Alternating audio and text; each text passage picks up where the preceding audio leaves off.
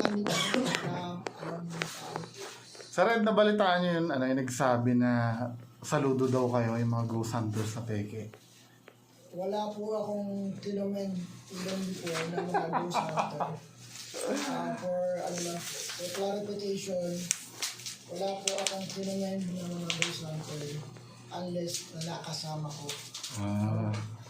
There were two na sinama ko dun sa vlog ko. Sila sa Pedro Pablo, saka si kaibigan ko rin yun. Na kaya ako naman actually, sila kasi willing to learn. They are willing to learn and agreeable dun sa mga ginagawa nila na hindi palabas-labas na yun.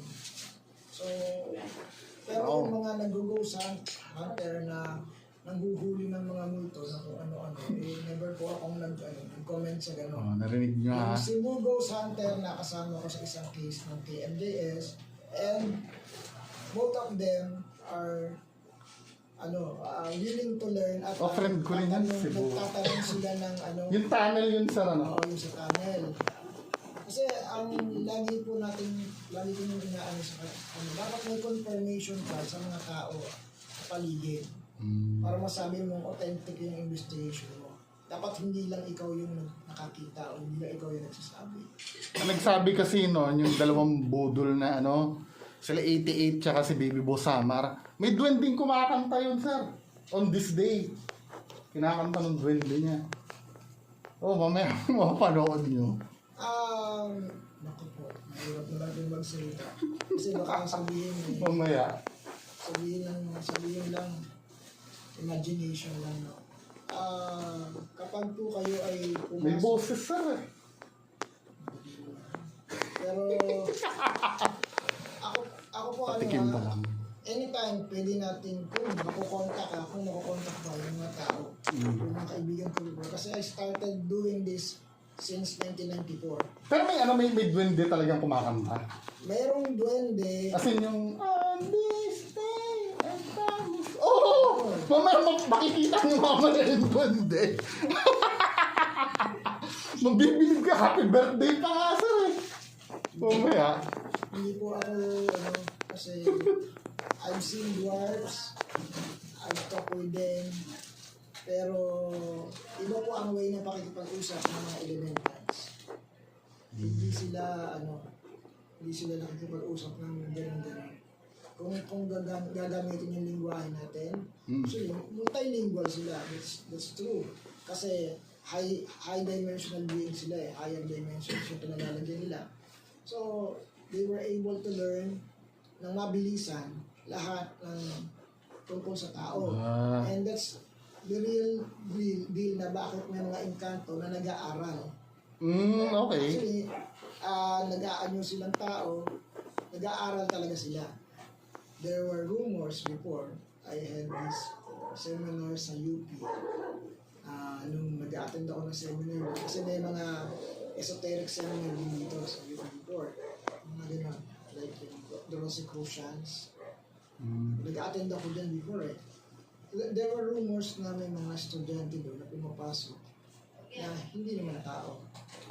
Okay. Parang engkanto sila or engkanto. Pero nakaka-enroll sila, gano'n? I mean, talagang They have the avatar ng okay. tao talaga.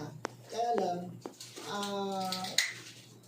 marami din sasabi na hindi. Siyempre may address yun. Oo, ang problema, yung address nila sa loob ng UP, pero pag pinuntahan mo yun doon, hindi hindi sila yung nakatapos. Kasi yung duwende na alam ko, sir, sementadong punso yung And isa pang paano po ba nasabi na yung duwende ay nakatira sa punso? Yan.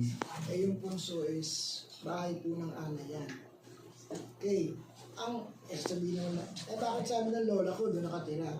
Ang dahilan po kung bakit yung mga lupa na nakaangat ay tinawag na bahay ng duwende kasi yung mga dwarfs po talaga, mga duwende, very playful.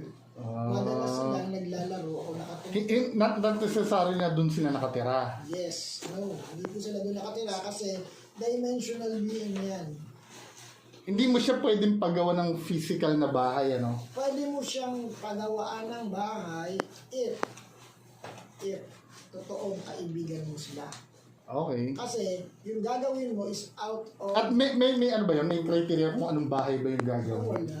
Hindi yung, gagawin mo ng sementong punso. Yun.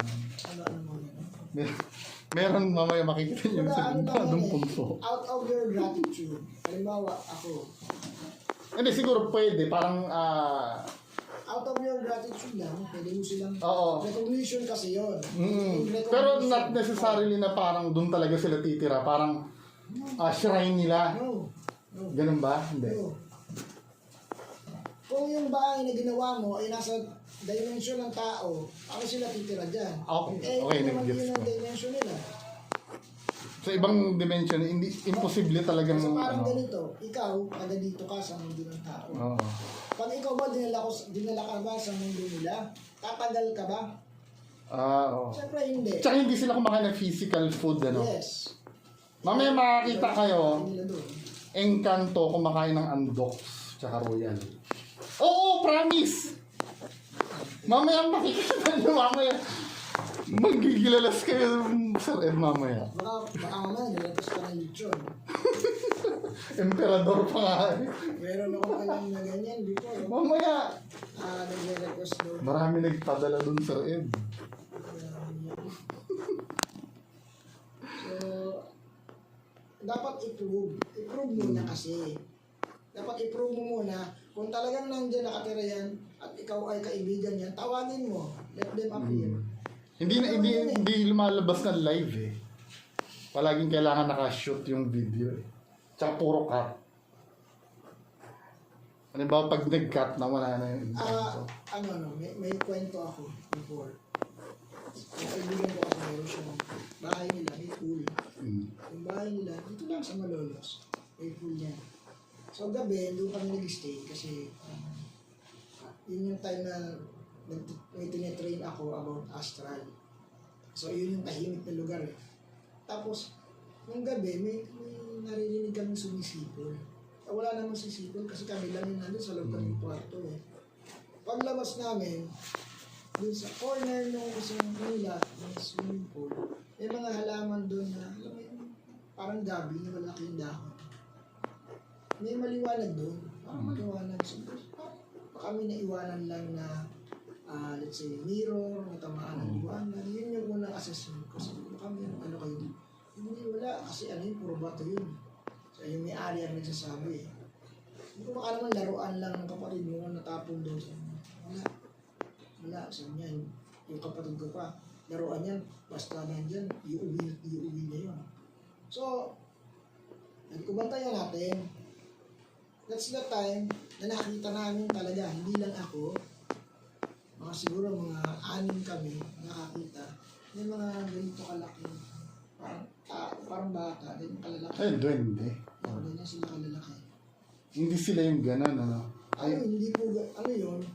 Kasi, hindi. Siyempre, nanonood tayo ng movies nung araw. Ang pagkakaalam natin, ang duwende ganyan kalalaki. Yung mga ano nila, Herbert Bautista nung araw. Kasi yung nakaupo sa bote. Oo, yung mga ganon. Hindi ba ganon? Kaya yung actual ano nila is size, yung pagka-adult, mga ganito. Halos tuhod pala. Ayun. Para silang, kaya nga tinawag na dwarfs yung mga unano, di ba? Saan mo kukunin yung basihan, yung size ng mga unano, kung dwarf, mga dwarf. Baka wala na tayo ma-vlog mamaya. So,